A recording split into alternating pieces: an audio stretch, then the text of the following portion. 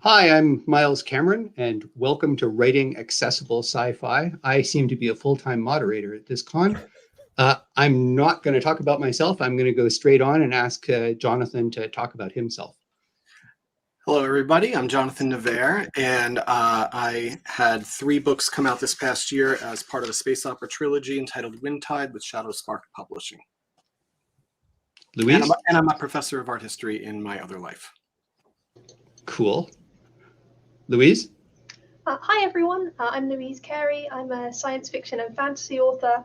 My debut solo novel came out with Galanx last year, and the sequel came out last Thursday.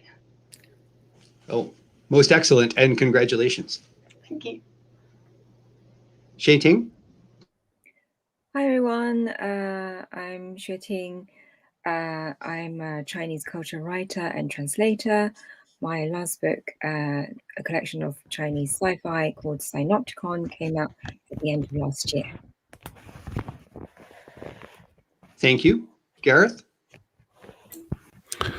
Hi, I'm Gareth L Powell. I write science fiction about extraordinary characters wrestling with the question of what it means to be human. I've won the occasional award, and my Embers of War space opera series is currently being adapted for TV. Nice. And Adrian? Hi, I'm Adrian Tchaikovsky. I write sci-fi and fantasy, some of which involves enormous spiders in outer space. I'm currently working on my space opera series, which started this year with Shards of Earth. Last year, sorry, with Shards of Earth. Thank you. And I'm going to go straight to our first question. I'm going to work around and then I'm going to work back so that everybody gets to take turns going first and last because they're different experiences. So I'm going to start with Adrian. What's your favorite example of accessible sci-fi, and what did you love about it? Ooh, honestly, I think it's probably Diane Wynne-Jones, because she does.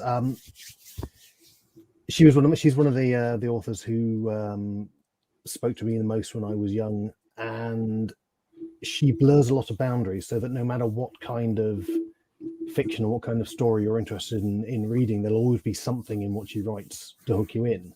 And then she can drop quite a lot of very complicated concepts once she's got you there without really breaking you out of the story. Gareth? My favorite recent example has been John Scalzi's recent trilogy with The Consuming Fire and The Last Emperox, because although he plays with a lot of sort of big concepts and big political concepts, it's actually just a series of conversations, and as such, it's just you can read through the books very quickly and sort of absorb it all on one level without having to delve any deeper unless you want to. Xueting? My favorite accessible sci-fi is probably John Wyndham's stories. He's a wonderfully economical writer who integrates the science elements perfectly and makes it very much part of the story. Sometimes you don't even notice that when you're reading it, he's just explained a huge part of the plot, or there's this huge thing that happened in just one sentence. It sounds very natural. And I'll finish that with in the current collection, my favorite one is The Last Save, the first story in my collection, which I probably will talk about later on.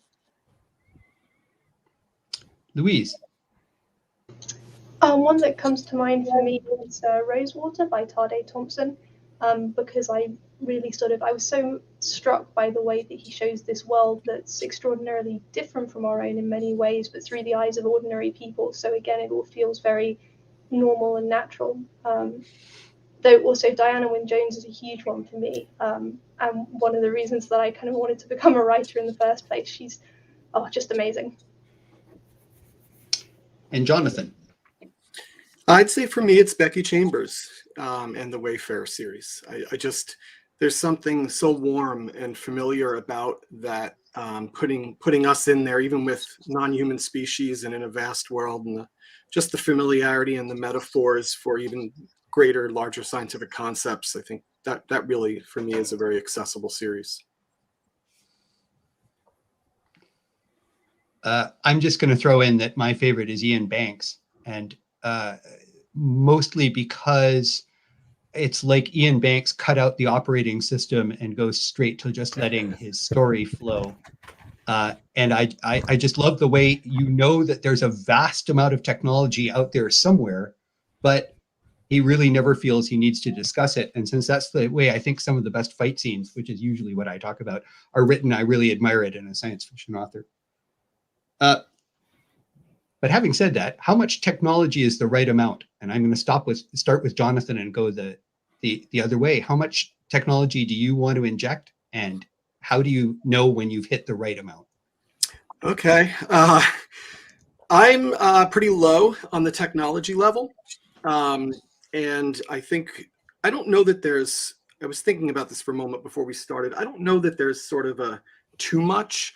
I think it's more a matter of doing it correctly. I think if you're going to go heavy tech and have a lot of tech, it needs to be done with the proper amount of explanation so that the readers can follow and understand it, but not have it become overly explained so that you lose the story. But that said, for me, I'm very on the low tech side. We'll talk about FTL later, I guess. But for me, I don't really rely heavily on technology, so I'll kind of pass it on, I think, from there, but just leave it as I think it's not so much how much is too much, so much as it is making sure that you do it correctly for the amount you're writing. Louise? Yeah, I suppose my Inscape series is sort of the opposite in that it's sort of cyberpunk thrillers. They're quite high tech, but I think I agree with Jonathan that it's a question of sort of not how much, but how much to put on the page. I always find that sort of when I was planning the novels, I spent a lot of time agonizing over exactly how the pieces of technology would work. A lot of time talking to people who know more about sort of IT than I do, sort of saying, so hypothetically, if there was a chip that could interface directly with your brain, what would it be made of and where would it go? But a lot of that isn't actually on the page in the book. It just informed everything that I wrote. But you can't sort of, but I didn't sort of put in those things as info dumps. They were more sort of things that informed how I wrote the technology working and how I wrote the technology in the instances when it broke down and stopped working. Xueting? For me, as an editor and curator, as well as a translator, it's important that I'm also a reader too. And I find that for me, I don't want a huge chunks of tech or science in the science fiction, but I do want the MacGuffin. It's very important for me for the MacGuffin to make sense.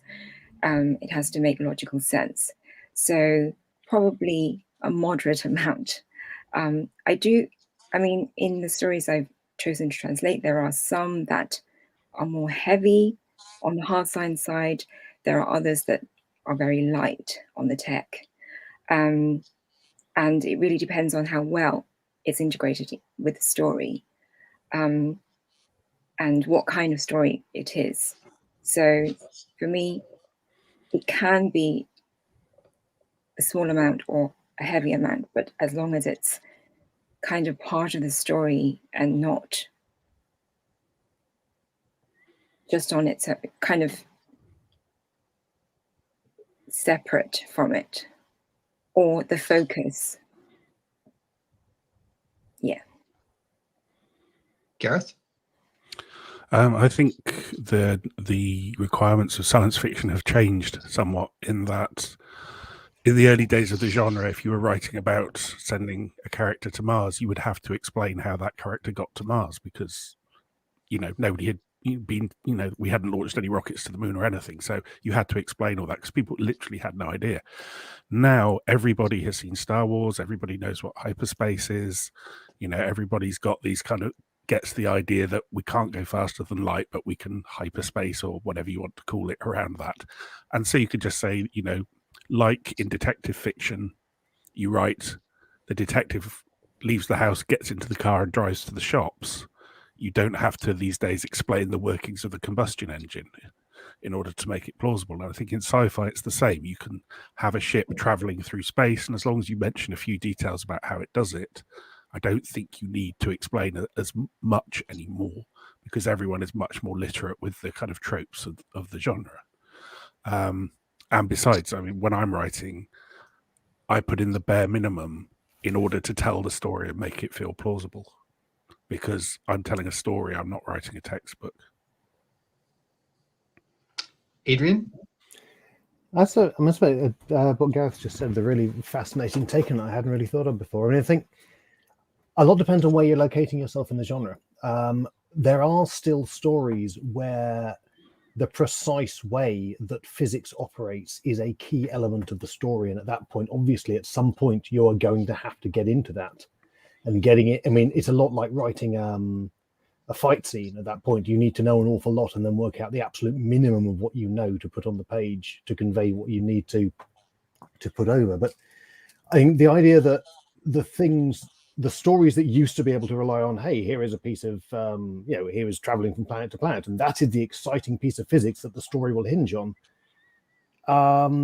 That the frontier of where you actually need to stop and explain the science is getting pushed further and further out as we just become comfortable with more and more concepts. So, I mean, the one I'm thinking of, Adam Roberts' Jack Glass, the denouement relies on a very elegant point of physics.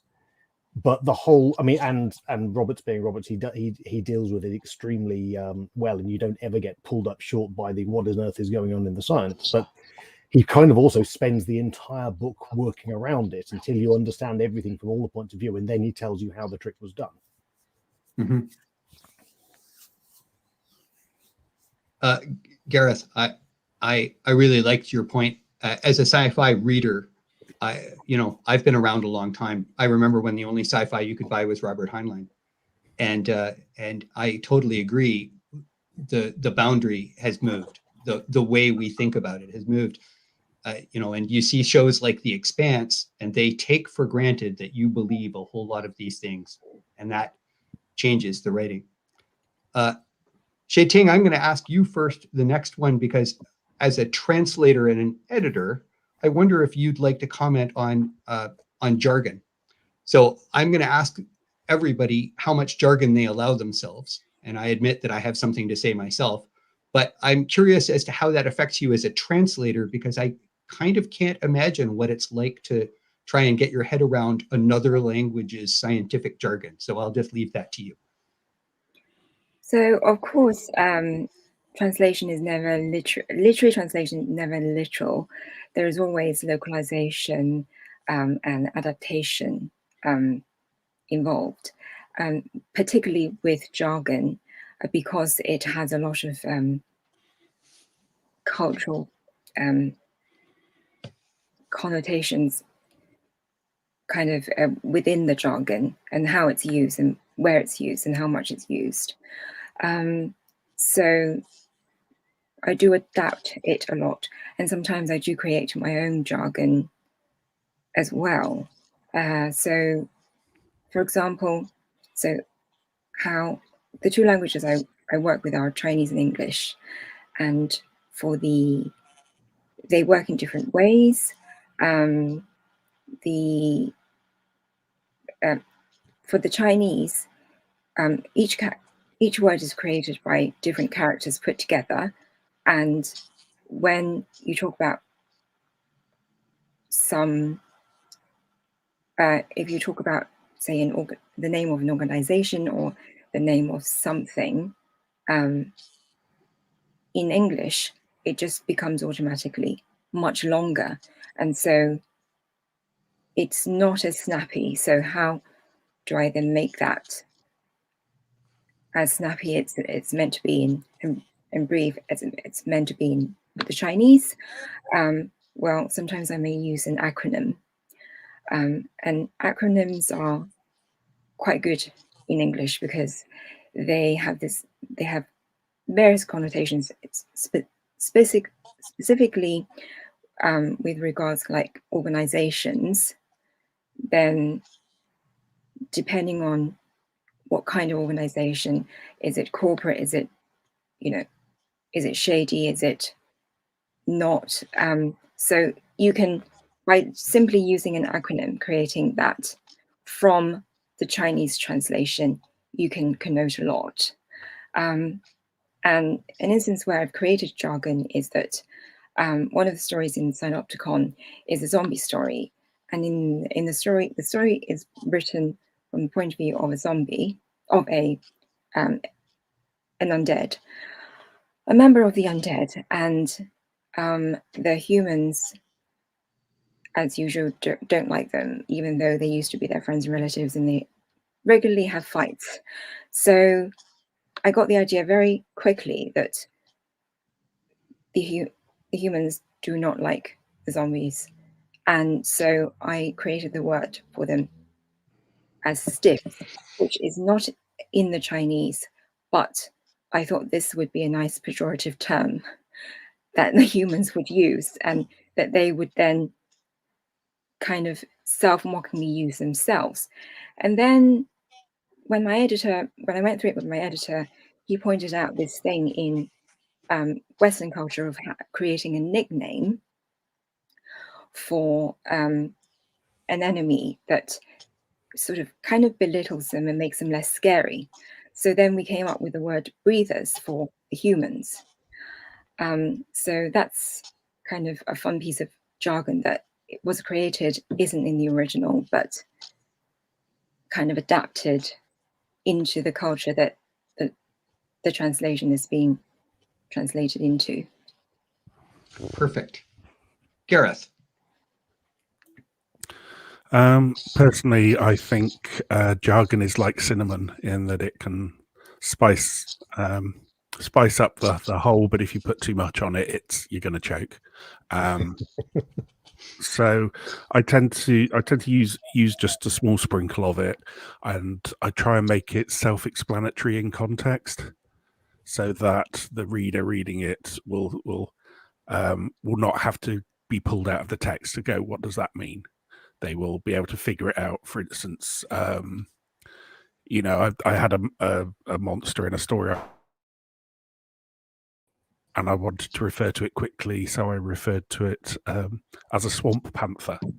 One of the characters says so and so got eaten by a swamp panther, and it's rather than say a gnarg, because then the reader would go, what's a gnarg? Is it like a mouse? Is it like a but saying swamp panther, you get the idea it lives in a swamp and it's got claws, so you can read straight through it and you know what's going on.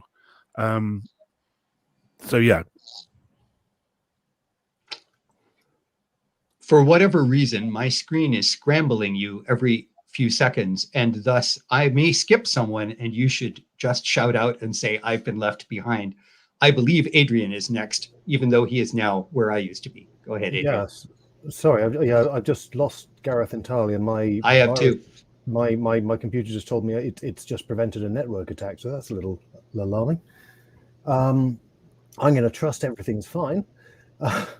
Are we still on the jargon question? Because I lost everyone completely for a while there.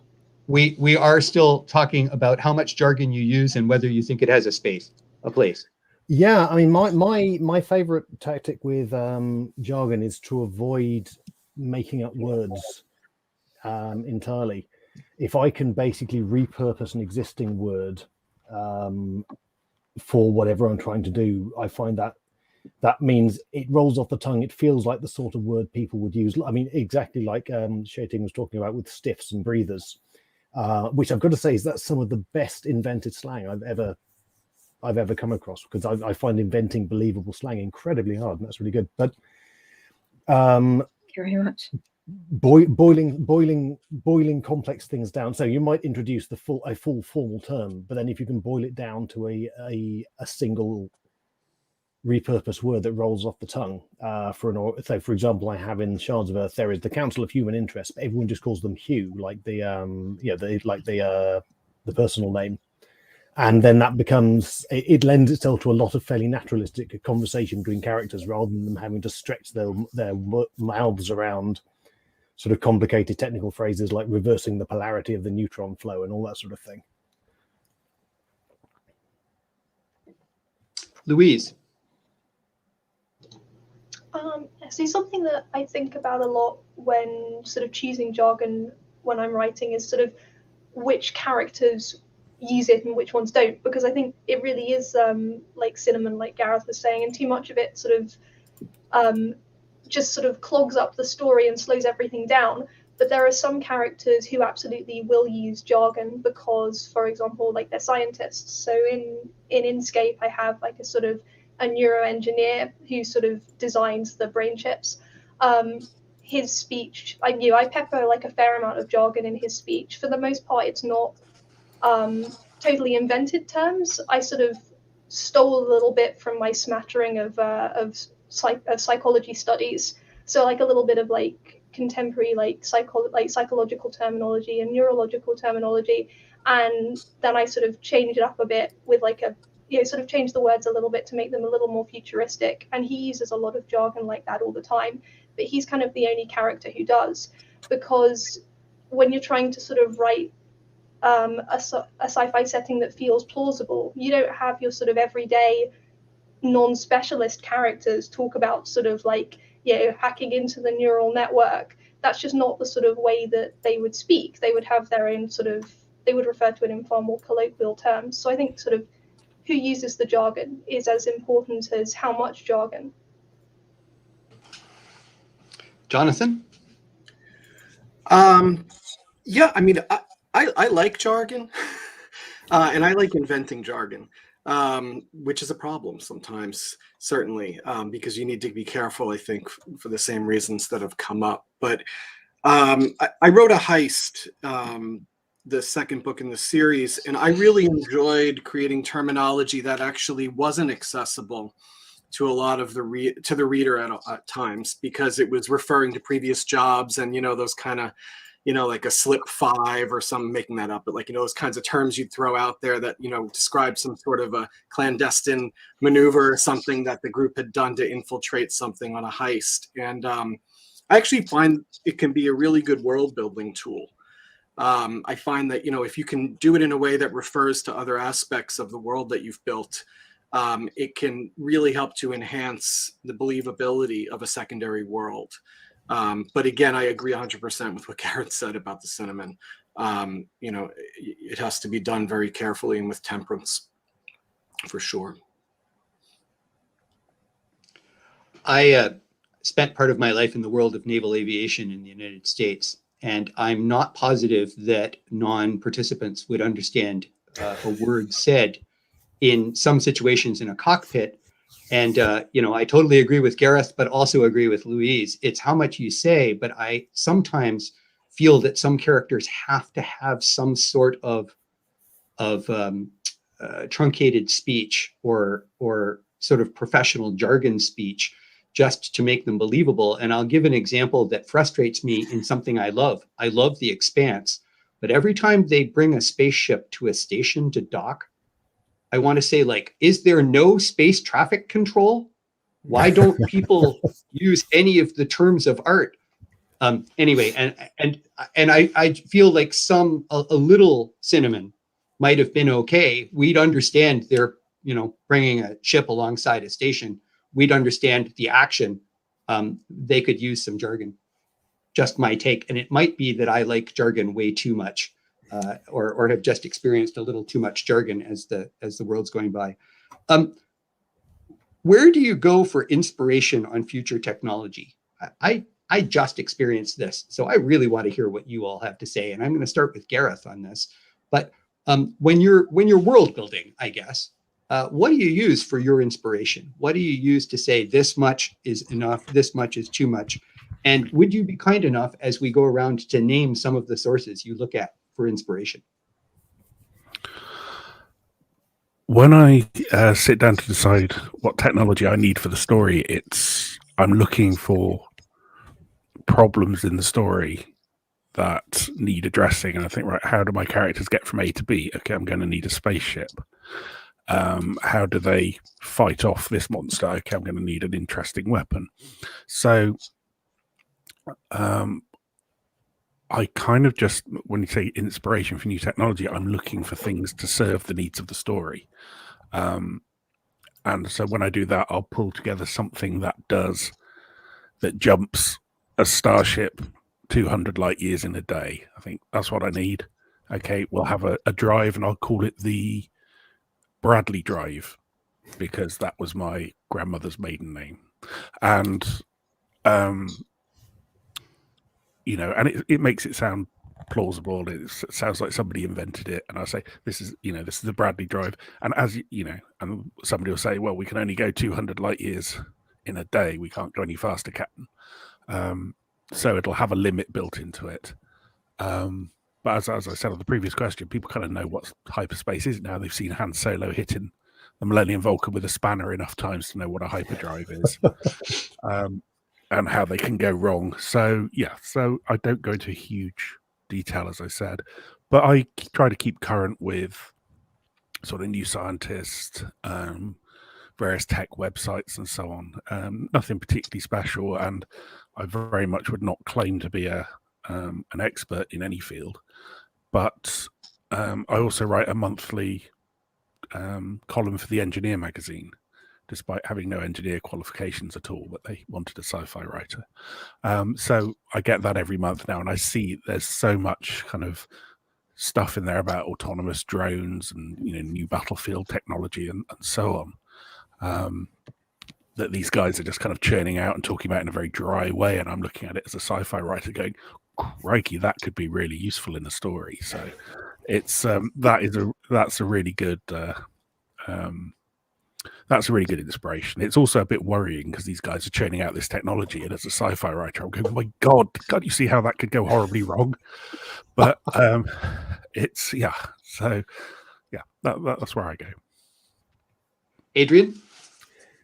I mean, like Gareth, a lot of my inspiration comes from just stuff I see now. Because one of the things you tend to do as a sci-fi writer is you extrapolate. You think, well, if we're doing that now, how could that be better? How could that be worse? How could that be more problematic? Or, I mean, possibly the most difficult but most useful is, what is the kind of the sideways use of that in some other way that could open up a whole new field of technology? How can a tool intended for one purpose actually open up a different one? I mean, as far as it's the thought experiment, really. I mean, I think the difficult thing is, usually there's a piece of technology in a science fiction story that you are particularly interested in, and that's the one you think about a lot. The real difference is remembering that all of the other things that people do are probably also going to have changed, depending on how far in the future it is set, or whether your technology has risen, whether you've had a new dark age, whatever's going on. There is that 1950s style science fiction story where the very definitely male protagonist comes back from his job at the time machine factory, and his 1950s wife has his 1950s meal on the table, and nothing else in the world has been changed by the fact that they have time machines. And I appreciate sometimes that's the story you want to write, because you want to focus on this one particular change and nothing else. But as a reader, I never got on with that kind of thing. You kind of think you're living in a world where you can go back in time and it's all exactly the same as the world you're writing in, except for this one thing. So the idea, working out the other ripples, how other things have changed that are not the focus of your story, is often the most difficult part of setting up the technology. Xueting? So I don't actually create any, so I don't actually do any world building myself as such, but I think my role is rather turning what the original authors, what they've created, how they've so the tech and the world building that they've extrapolated from the primary language, primary culture, and how do I make this plausible, accessible to the secondary culture, so to English. For Chinese writers at the moment, I think they have to go extra wild on the what if, simply because the technology over there is developing so quickly, and one day they might be talking about using AI in old people's homes. 6 months later, it could be actually happening. So that's a really interesting development. And I actually write articles about how writers create technology and use traditional culture and mythology to name them. And this is actually real bits of technology. So, sorry, I think I'm going a little bit off topic. So yes, there are no rules. Sorry? There are no rules. So in terms of, so my role is more adapting. So I think each civilization brings something different to the table when they're creating sci-fi, because it doesn't come out of thin air. It's in different sorts of ways extrapolated from the culture that they are part of. So you could all write about time travel, but a Russian writer might write something very different from a British writer, for example. So I think my role is more making what has come out of Chinese science fiction more accessible to English readers. Readers of so Anglophone readers, really. I don't want to go on too much with examples because, you know. Okay, well, I'll throw it to Jonathan then. So I'm a poach. I poach a lot. I look around and I poach. I'm a very big fan of biomimicry because a lot of what I do is ecologically focused, and I'm fascinated by the way that sort of forward-thinking scientific and biological design is looking at biology for a model. And so, you know, whether it's, I used for a specific example, there's a study of a school of fish and how the school of fish actually integrates itself together to increase its velocity and its efficiency of movement by working with the currents under the water. I translated that. I looked at a group of people who had translated that to wind turbines. And that became an inspiration for something in the book related to a kind of a design layout for wind turbines that would increase their energy production and wind capture, which was really fascinating. So biomimicry is a really interesting thing for me. And the other thing is sometimes it's as random as having an idea.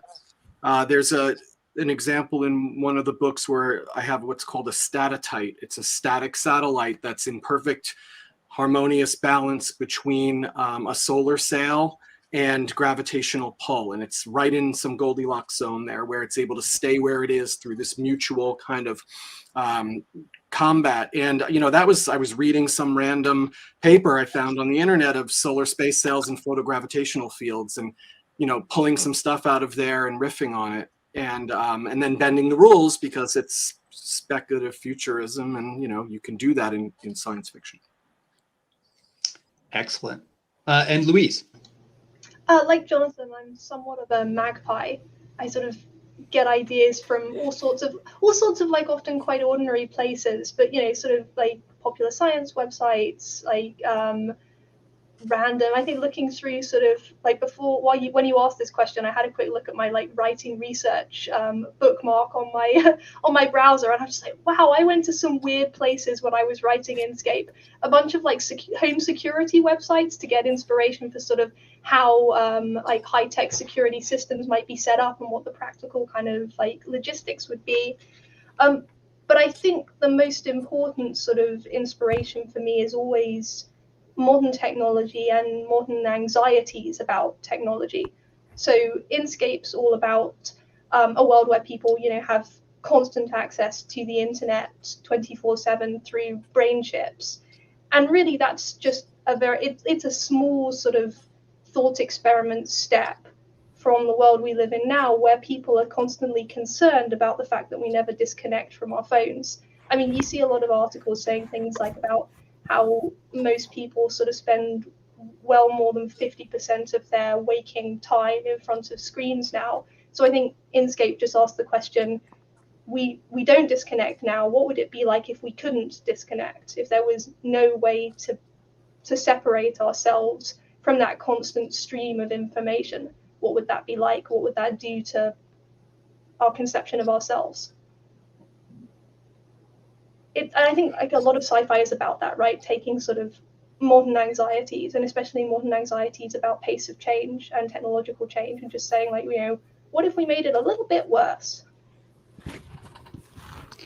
So I'm going to depart from the script and riff off of things that Louise and Jonathan just said and ask you if you're ever inspired, I'm going to say in a general way, not necessarily about specific technology, by looking at history. I'm currently very, very interested in the scientific revolution of the late 17th century, mostly because discovering how people like Isaac Newton and Leibniz got places is helping me write characters in the far future. I'm wondering if and I'm going to start with Jonathan this time because you're a professional art historian, and I'm going to ask you if that feeds you or helps you. Oh, yes. Definitely. Oh, good. Well, there we go. Yeah. That sounds like a great panel for another time, too. Yeah. I mean, you know, not only, I mean, I had some direct sourcing and inspiration from some Greek literature, but in terms of just historical examples and riffing off of history, I'm very interested in philosophy and ethics. And I was definitely thinking about things like material philosophy and dialectical materialism and moving through different systems of culture and justice. And so I think a lot of philosophical movements that really came out in the 19th and into the 20th century and really critiqued a lot of hegemonic practices was really, really important to me in creating this world, because the struggle that's at the core of it and the theme really is about overcoming that, but needing to do so in a way that embodies a kind of a new ethics that goes beyond the trappings of a long-standing way of thinking and the way that humans kind of construct knowledge and the reality. That's kind of, I'm getting abstract. I'm going to stop there, but my short answer is yes. My short answer is yes. Would love to talk more about that. Adrian. So one of the things I've done in my writing is I've had to reinvent the wheel, or indeed reinvent space-going technology without ever having a wheel in one case, because I often write from the point of view of either re-emergent societies or non-humans facing challenges that humans have faced in history and solving them in very different ways. So to a certain extent, looking back at history and seeing how things went and just conjecturing how things might have gone is always a fascinating topic. We've had a mention of sort of biotech solutions instead of sort of, I guess, mechanotech solutions, and that's always been something that's fascinated me. And seeing where we could have diverged, or where an alien race might diverge. So the Spiders and Children of Time have a very biotech civilization, and they, like I said, they get into orbit without ever needing the wheel because they use sort of cultivated organisms a lot of the time, and they have silk, and they have very different physical characteristics. But at the same time, they do they face similar challenges to humans. I had to work out the logistics of how do spiders deal with immunology when they have a plague, because they have a very different immune system to ours and things like that. And so looking at how people first approach the problems before ideas kind of become concrete in the way that we're familiar with them in the modern age is always very instructive.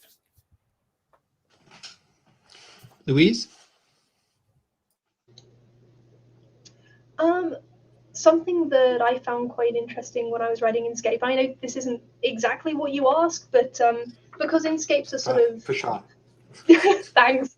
Because it's a future society that's not so far divorced from current society that all sort of memories of that time have completely vanished. What I enjoyed playing with was the concept that our present is their history.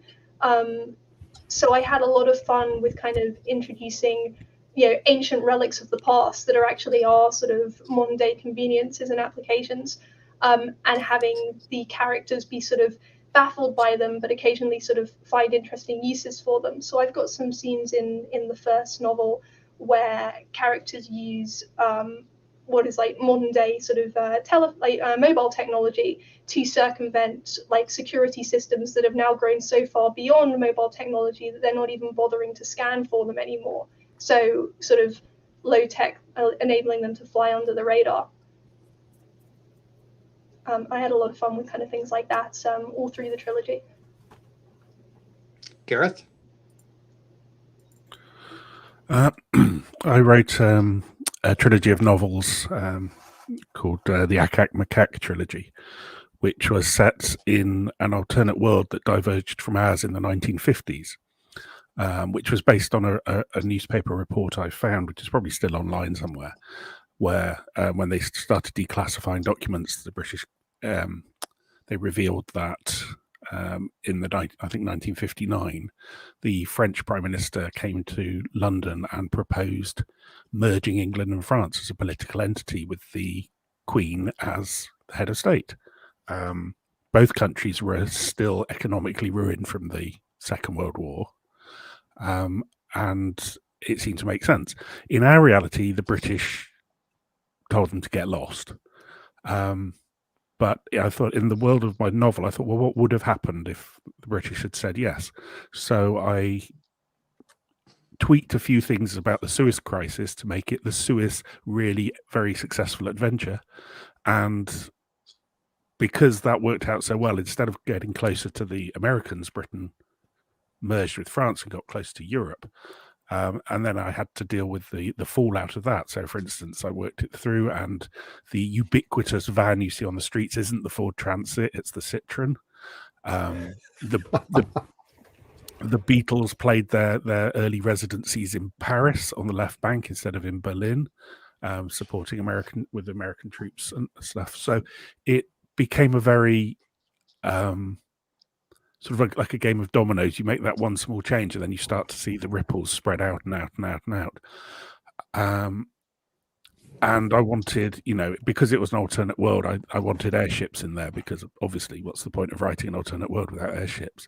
But I thought I'm going to have to come up with a justification. So I went through about turning the French and the English shipyards into producing Zeppelins instead of shipping after World War II, rather than have the massive unemployment that followed laying off all the ship workers. And so, just by going from very small, as Adrian was saying, looking at the problems people have faced in the past, and then just tweaking how they've responded to it, or just seeing how they respond to it in a different way, you end up with all this different technology. You end up with all this different landscape of technology that gives rise to unexpected sort of synergies and uses, sort of like what Louise was saying as well. So I've saved Xueting till last because I'm going to change the question for you. And I'm going to go back to that interaction between cultures. When you translate Chinese culture to the English reading audience, how much cultural change do you have to put in? How much history do you have to imagine to get the point across? Thank you very much for changing the question. I appreciate it. But I I think I'll answer this one a little bit and then the previous one. Sure. So, because the great thing about sci-fi and fantasy is that you have a lot of tools to play with. You can not only go forwards in time, but you can go backwards in time.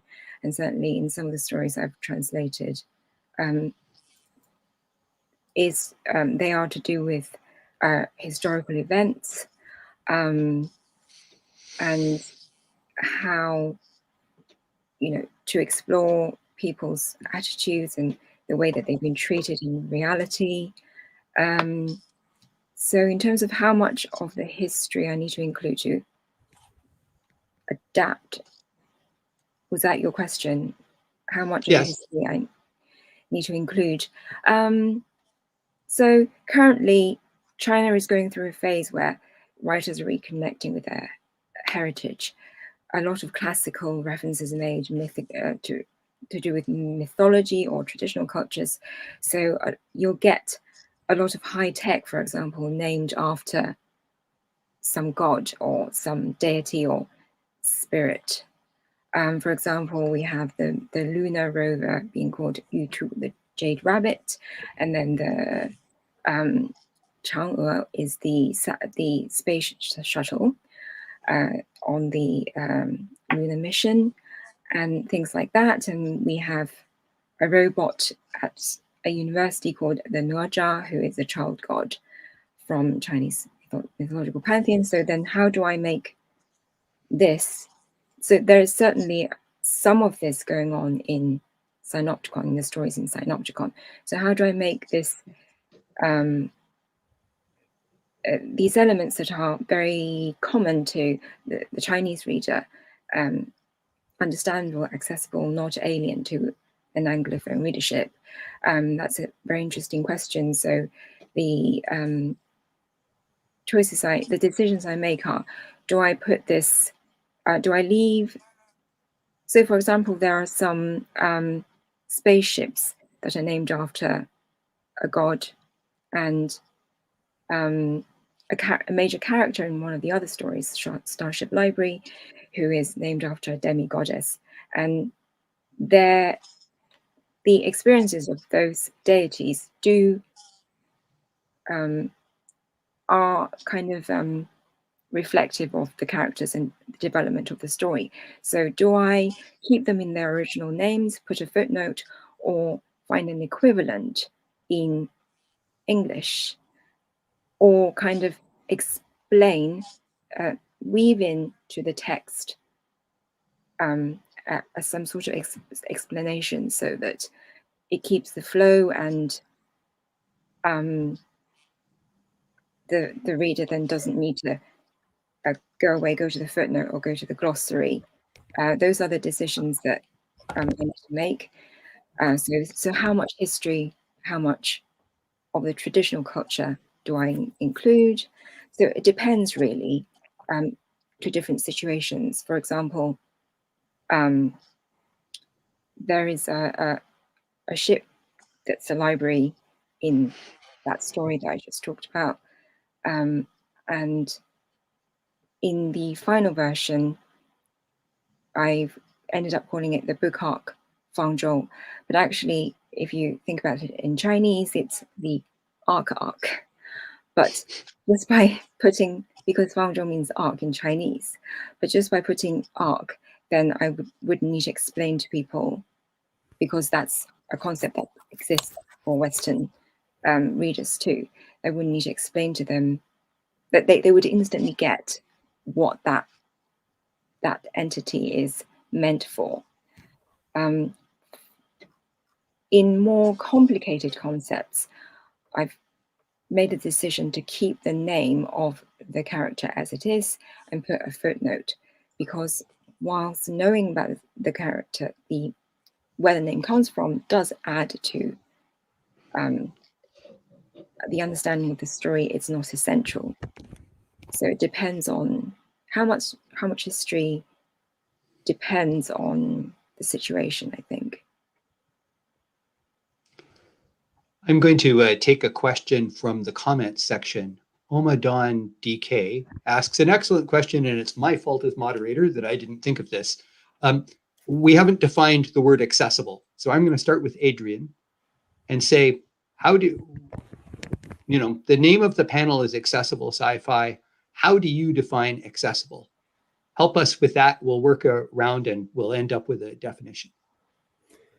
For me, it comes down to immersion. As a reader, I certainly find that in order to appreciate and enjoy a sci-fi or a fantasy story, I need to get immersed in the setting.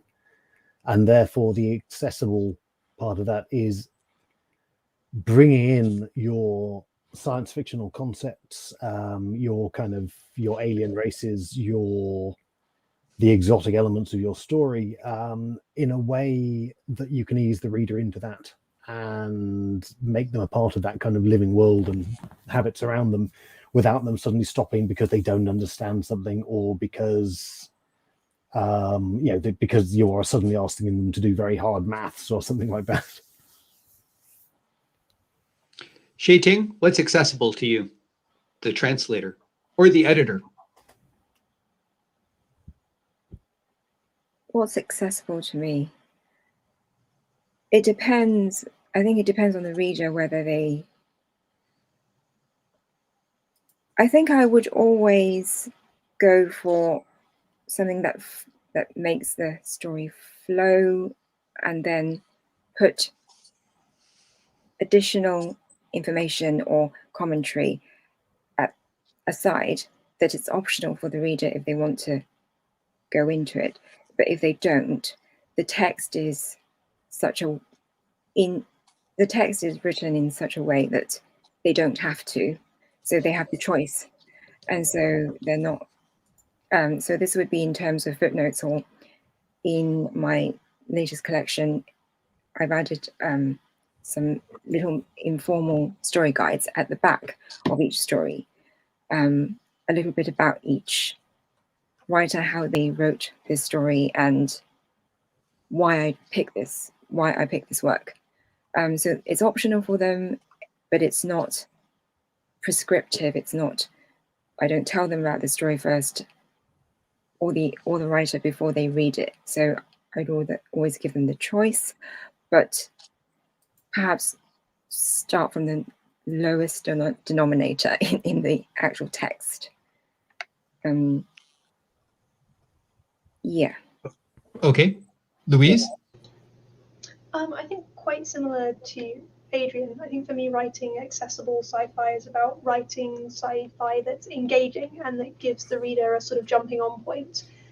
Because I think you don't need to understand everything about a story up front in order to enjoy it and find it accessible. You don't need to know the answer to every question. You just need to know enough, and also have enough that's sort of human and recognizable to care about, that you're willing to sort of stay with the writer to find out the rest of it. So sort of giving that jumping on point or hanging on point for readers. Jonathan? I'm glad this question came up, actually. And, I think that in addition to what's already been said, I think also for me, something that's very important is thinking about a reader's access to the world as an individual, and being careful and sensitive to making sure your readership is as wide as possible, that they don't feel excluded in some way, and can't immerse themselves in a world. For me, it's a secondary world, and that's a really important thing for me as a writer, is to try to make sure I'm not creating boundaries or uncrossable thresholds without even knowing it sometimes. And that there's different ways that I've helped myself to make sure I'm not doing that. But I think that that's a really important part of the definition for me, is not only making the world understandable for readers, but really making sure as wide and diverse an audience can feel a part of the world. Cool. Gareth, you've been witty and exacting on every one of these questions. Put it all together. Oh, no pressure then. I think what Louise was saying about there being like a hanging on point for the reader is, for me, it's character. And something I learned about from watching Alien, actually, was the characters are what drag you straight into that world and immerse you in that world, because they are they're just everyday people doing a job, and they're bitching and moaning about their working conditions and their bonus situation, and it just, so it's not like you're being thrown into the narrative and you have to understand how the computer works and how the spaceship works, and it's not all hyper technical. It's just some people doing a job, and you can instantly relate to that. So you're kind of willing to follow them wherever they go, and you kind of are upset when they get munched up by a xenomorph. But for me, I mean, that's what I try and do in my books now, is to not to base the narratives around sort of super competent Captain Kirk figures, or empresses, or whatever. I try and base it on everyday people that everybody can relate to, because then you feel a point of identification, a human connection in the story that allows you, as Jonathan said, to bring in so much more around that story. But as long as you've got that core story, I think that's what makes science fiction accessible to people, is if they're reading about people they can identify with. I'm going to be super daring and name a non-science fiction book. One of my very favorite books ever is, series of books, is Patrick O'Brien's naval novels. And he does a wonderful trick, because he decided early on that he couldn't write them without a lot of jargon and a lot of technical detail. And so one of the point of view characters is a lubberly philosophical doctor with no background in the sea whatsoever, who both lovably, because he seems to be good at everything else, doesn't understand anything about the sea and has to have it all explained to him over and over again. But also, as he grows to know it, you grow to know it too. And I've always loved that as a technique, as you kind of, and I mean, he has the huge advantage of dealing with a reality, but at the same time, to be sort of brought along. I'm with Gareth completely. You don't always want to write Captain Kirk, but having Captain Kirk's friend not know a thing about how the Enterprise works might have been a way to drag us all along. Gareth, I think you have more to say on this one. Yeah, I was just going to sort of build on what I was saying and what you were saying there, that it's particularly in Sherlock Holmes and in Doctor Who, you have a companion who is used as the audience's way into the text. If you tried to read, if it was just the Doctor on their own, then maybe it would be far too difficult to relate to understand. But seeing him explaining things to the human characters, and seeing him forcing himself to kind of react to the human characters, brings his character through. And the same with Sherlock Holmes as well, who otherwise would, sit in a room and think and take cocaine and not say anything for the entire episode, unless Watson was there to bother him and be a bit thick. So it's it weighs past what some people see as the off-putting kind of technology or science or stuff, is to smuggle that in through character. Well, Gareth, I'm going to go straight back to you, because it's your turn to go first. And I'm going to ask about aliens, writing aliens and making aliens both alien and accessible. So you're up. Interesting. I thought for a minute you were asking me about the movie Aliens, and I was about to start talking for about 20 minutes just on that. But writing aliens is, I really try to. One thing that really, really, really annoys me in science fiction is when someone creates an alien race and puts in a behavior or a quality that you could see as sort of coded on an earthly race, if you see what I mean. That really, really annoys me and creeps me out and all of that. So I really kind of try and stay as far away from that as possible. So, I don't have any kind of sort of avatars kind of culture, which I think is fairly kind of taken lock, stock and barrel in a lot of ways from Native American culture, or at least a white person's view of what Native American culture is. Yeah. which is why it's basically it's sort of like a remake of Dances with Wolves in a way, but people are blue instead. And it's so I really try and avoid the hell out of that, and I really try and think about if an alien, if I want to write an alien with two heads, I have to think about why evolutionarily they would have two heads. What would be the advantage of that? How would that change the way they perceived the world? I mean, the master of doing this is I would have to doff my hat to Adrian, because if you read his books, he really thinks about all this, the biology and how that affects the culture and everything. So That's why he gets to go last on this one, Gareth. right, okay. So that gives him time to kind of live up to that hype. But yeah, it's I don't want my aliens to be a guy in a rubber suit either. So I found this as well when I was writing the Akak books. One of the main characters is actually a monkey who's been sort of uplifted with processors inserted into his brain.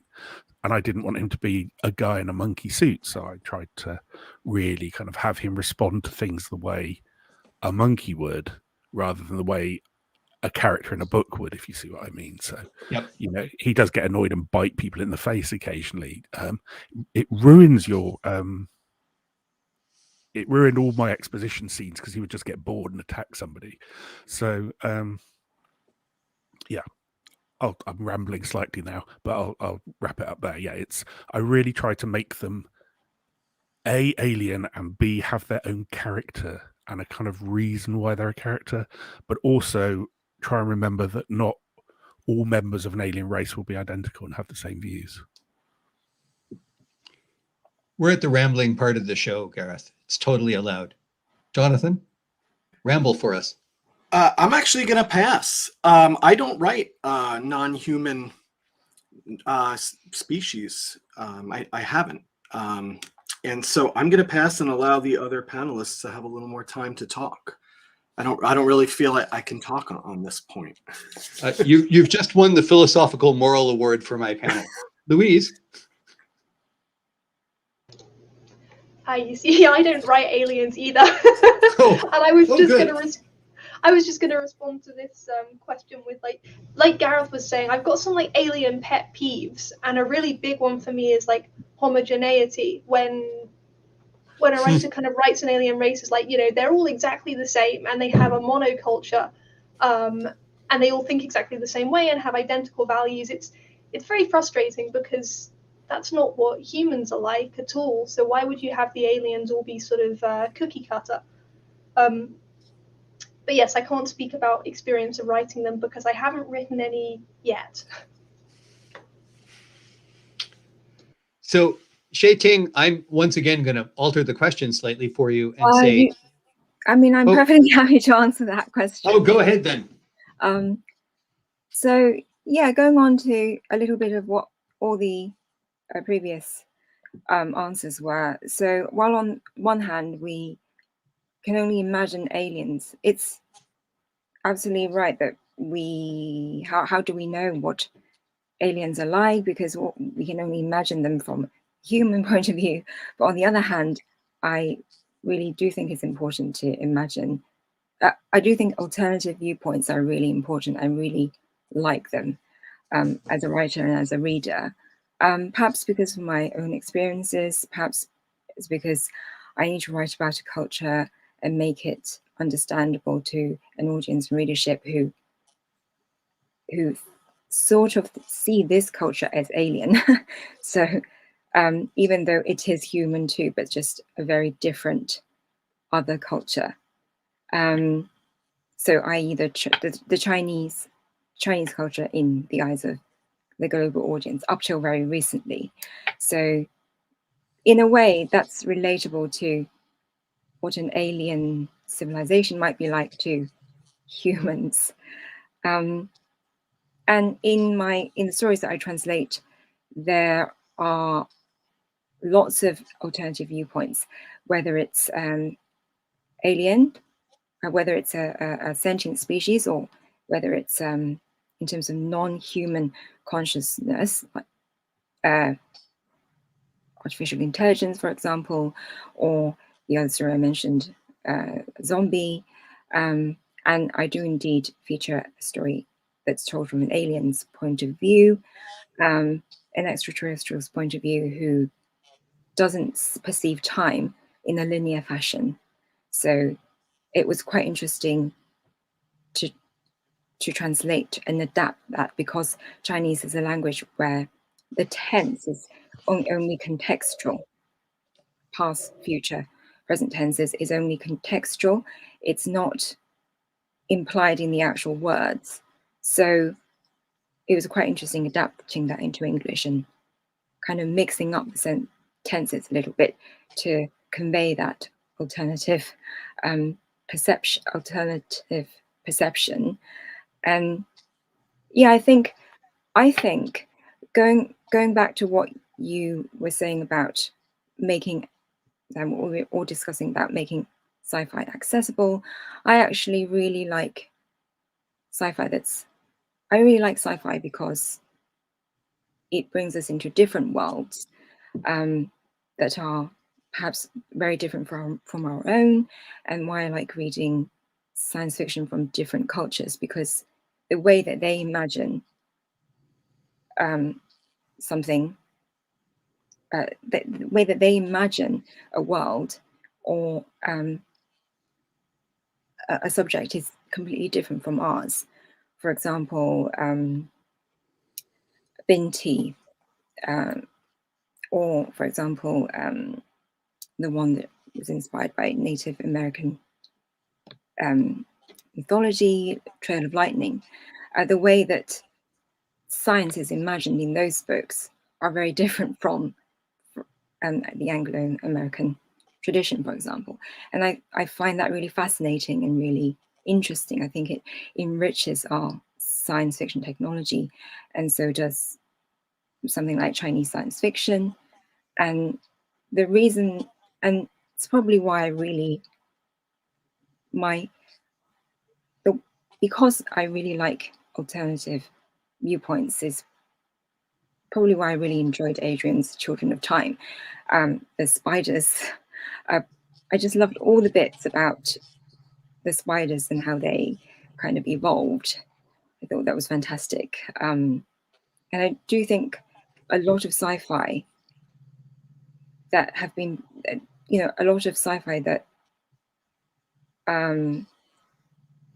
we've seen and read tend to focus on a human-centric point of view, even if it features aliens. And it's fantastic to see some science fiction or translate science fiction, read science fiction that's more focused on non-human viewpoints.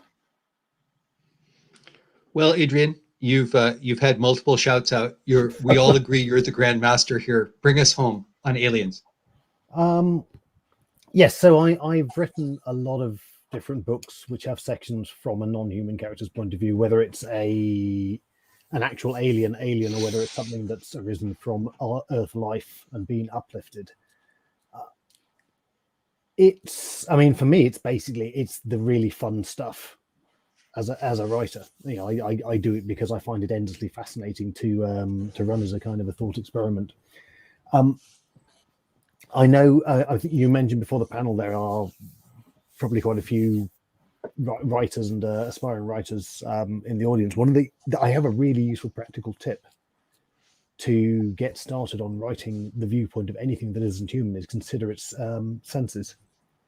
If you give a creature different senses, you are instantly working from a very different starting point to a human character, because if it doesn't see, if it doesn't hear, if it can see a wider range of the electromagnetic spectrum, all of these things will have had a colossal impact on the way it interacts with the world all the way through, and the way its evolutionary descendants will interact with the world.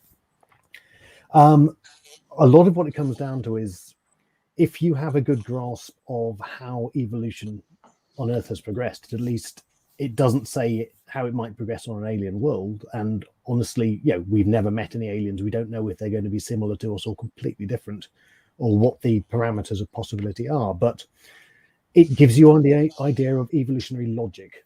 and evolutionary logic is likely to hold true no matter what building blocks you're working with. Everything is going to need energy. That energy must come from somewhere. It must be dealt with in a certain way. All of these sort of these logical exercises give you your alien, and in doing so, they then give you the way the alien relates to its environment, relates to other species. I think the main thing is I'm also there's an awful lot of very, very human aliens in science fiction. And which again is a bit of an immersion breaker for me in particular. There's an awful lot of very, very earthy aliens.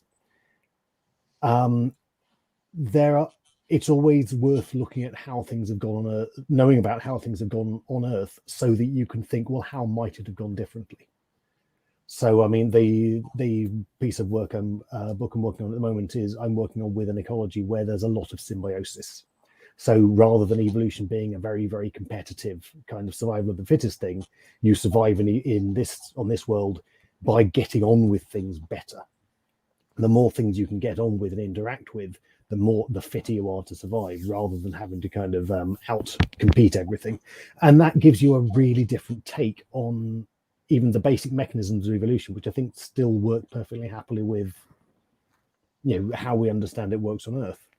I'm going to plug a non-fiction book very briefly. Stewart and Cohen, What Would an Extraterrestrial Look Like? Or I think it's also called Evolving the Alien or something like that. They're the two people who did the Science of the Discworld books. It's a really, really good guide on how to think about how aliens might be. And it goes into some it references a lot of books. It goes into a lot of very weird examples, very far from Earth. So it's not just dealing with plodding along on sort of standard Earth biology or anything like that. It's a really good sort of mind expander book if you want to write some interesting aliens. Well, you did an excellent job not only of answering that question, but of answering one of our questions in the comments from someone who said, basically, help me. I believe it was Peter Klaus, who asked any advice when writing a convincing non-human POV. I wish there was a place you could post that title, because I'd run out and buy it. So I have a very general question. It is not necessarily exactly along the lines of this panel, but I think it will interest the readers and writers. So I want you to imagine yourself when you were first starting to write. When you were first starting to write sci-fi, what would you have liked a senior, clever, published science fiction writer to tell you not to do with getting an agent or the publishing industry? What would you have liked to have someone say to you that would have helped you get off the ground when you were starting out? Jonathan's nodding, so I'm going to go to Jonathan first and give everybody more time. Jonathan, this is probably because I'm still in that place, so I don't feel that it's that long ago. You're going to provide covering fire while everybody else decides what they're going to say. Okay. And I did actually, really fast, if I can, just for a moment, one other thing I just wanted to throw out there, which I think is important on the general accessibility discussion that I was thinking about, was also analogy and metaphor. I think in terms of actually writing, I think that a way to sometimes make things accessible that can be very complicated is through the use of analogy and metaphor, good ones. And I'll just nod my head to Gareth and say that there was one in one of your, I don't know if it was the first or the second book in the Embers of War series, but you had at some point you mentioned a mite between the seams of a page of a book. And I've never forgotten that one. And just that use of a metaphor and an analogy sometimes can really, I think, make something accessible and understandable. So I just wanted to add language in there also before moving on. I wish that someone had told me to not be afraid to put my heart on my sleeve and be more emotional with my characters. I would say that I think, there's a general kind of an idea, that I had about science fiction, that it leaned towards maybe a kind of more cerebral, cold, kind of a general environment versus, it's becoming much more broad, the way we interpret science fiction, and there's lots of character-driven work out there. But I just wish I had been told to go for it more, and to let my characters bleed and cry and scream and struggle even more internally, as well as struggle externally through plot. That would be my entry for that. Louise? Oh, this is a really hard question. There are so many things. I feel like every day I learn something where I'm like, I wish I'd known that at the start. That would have been great. I think a big one for me is sort of a... Man, no, sorry, this is really hard. There are so many. I think in terms of actually sort of the craft of writing, a big one for me would have been you don't have to have it all figured out at the start. I think when I began writing this trilogy, I sort of had an idea that I had to have every scene planned out before I started to write. And that if I didn't, that meant I didn't know where I was going and it was going to be bad. And it took me a while to realize that it's okay to just go into chapter one with kind of an idea of how it's going to shape up. And then the plan firms up as you actually do the writing. So that was a big one for me that I wish I'd known at the start. Xueting, do you have a way of approaching this question? Yes, I guess so. So I think I'll talk about my own experiences of kind of emerging as a Chinese culture writer, and then like the hurdles I've faced with that, and the hurdles with translating Chinese genre fiction. And that's probably, wish someone said, believe in what you can see, even though others can't see it, because they will in 10 years' time. Yeah. I like that. Adrian? Oh boy. So, I mean, if there was one thing I really needed to be told back when I was starting, is for God's sake, listen to people. Because I was very, very convinced about myself. And I was all the way through the 15 years that I was writing stuff and submitting it. And later on, I went back through my back catalogue to see what I could salvage. And I've made something of the 2 books that came immediately before my first published book. And before then, they were just not of a salvageable standard. So I thought I was absolutely writing gold dust, and I really, really wasn't. Once you'd got me sat down and open enough to listen to stuff, there were probably about a dozen fairly simple kind of writing technique pieces of advice. Like, don't write such short sections, stop skipping about between viewpoints, things like that. Some of which you can still see in my very early books, as I'm just kind of pulling out of it because I've sort of learned it through reading enough and through just trial and error, really. But frankly, I could probably have cut that time down a bit by simply sitting down with someone. But I know, given who I was at the time, I wouldn't have done it and I wouldn't have taken it in. So it's a really hard question to answer. Gareth? I was really lucky in the fact that a experienced sci-fi writer did sit down with me when I was young, and take me through some things. When I was 17, I won a school competition to get some work critiqued by Diane Wynne-Jones.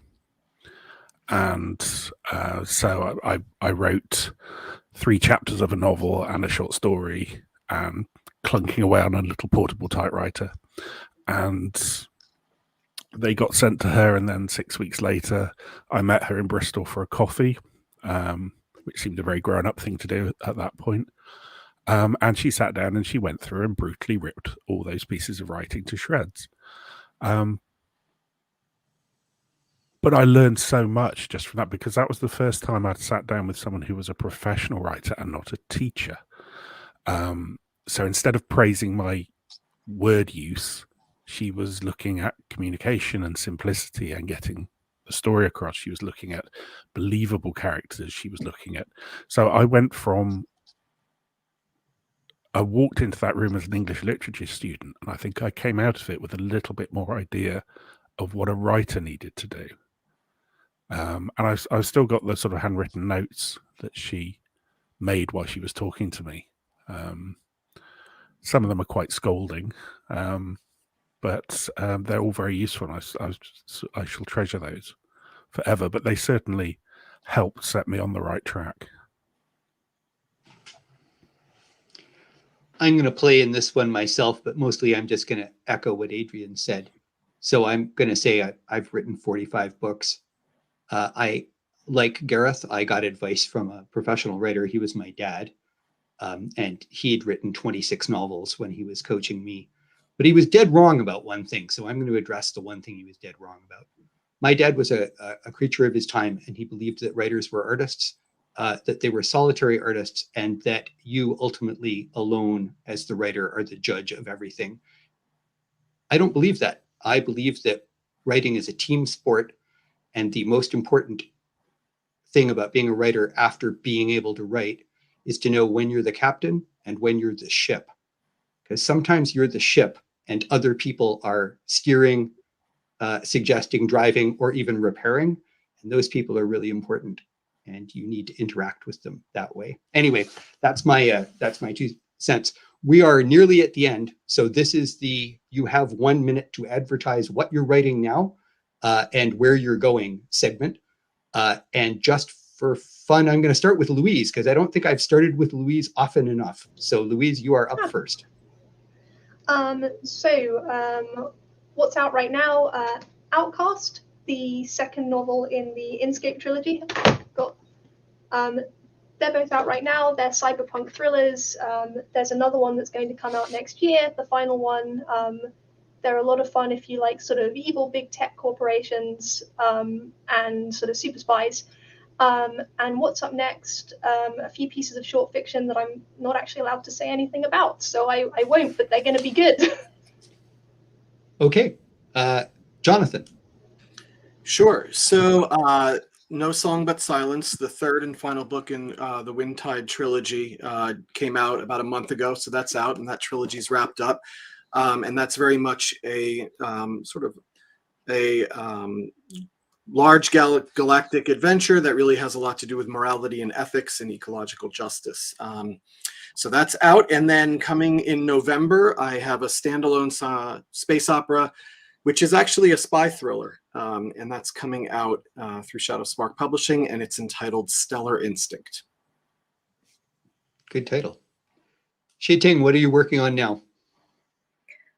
So there are always the regular articles on Chinese culture, traditional culture, and pop culture that I publish with various platforms and also on my own website. Then there are a few non-book shorter projects in other formats that are coming up. In terms of books, after Synopticon, I'm definitely plotting in some more Chinese genre fiction. That's going to be a different genre. That's all I can say at the moment. There is a collection of Chinese SFF coming out in March called The Way Spring Arrives, and I have an essay in that collection on women's internet literature, contemporary women's internet literature in China. Yep. Cool. Adrian. So my current big series is the Final Architecture, which is currently on book 1 and book 2 coming out in 3 or 4 months, I think, depending on where you are. And later on, toward the end of the year, I will hopefully have a new fantasy novel out for the first time in quite a while. And also the third book in the Children of series, which we still haven't really got a snappy title for the series of. And Gareth. I wasn't organized enough to have a copy of my book to hand to show, but let's see. Last year, the Light Chaser, a novella I co-wrote with Peter Hamilton, came out this year. I'm going to have 5 books out. There's Stars and Bones, which is a new space opera, sort of cosmic horror space opera from Titan Books, which is coming out on the 1st of March. Also, the expanded version of my non-fiction book about writing, a field guide for aspiring authors, is out from Galance. I think that's out in April.